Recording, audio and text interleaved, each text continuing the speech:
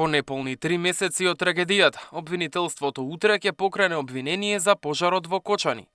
Во истрагата за тешки дела против општата сигурност се гонеа 47 лица, но за колкумина од нив ќе биде поведен обвинителен акт. За сега е непознато.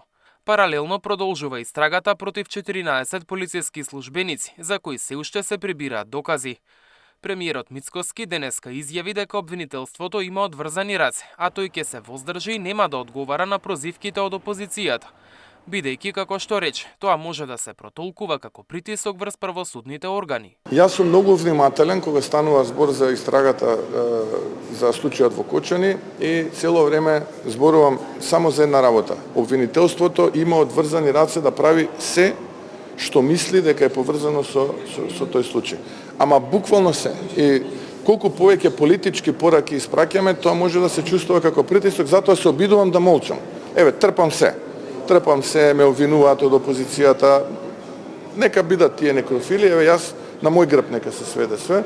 Само обвинителството нека си ја заврши својата работа без да имаме политички пораки.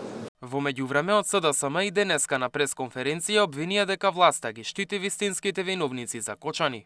Додека родителите плачат, а државата треба да донесе правда, директните виновници се штитат од истрагата. 3 месеци по трагедијата, нема вина, нема одговорност за оние кои ако делувале вечерта, трагедијата ќе била спречена.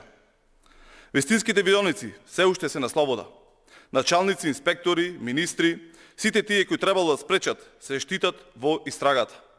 Истрагата се затвора без ниеден обвинет актуелен функционер. Последен на списокот осомничени за трагедијата е Александар Нацев, сопственик на агенцијата која ја обезбедувала дискотеката.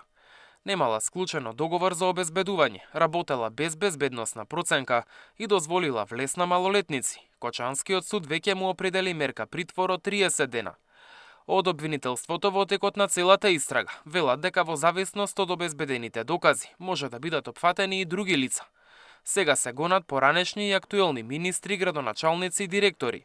Извршени се распити на околу 400 сведоци и оштетени. Во пожарот во дискотеката Пулс загинаа 62 лица, а повеќе од 200 беа повредени. Мартин Арсов, Сител телевизија.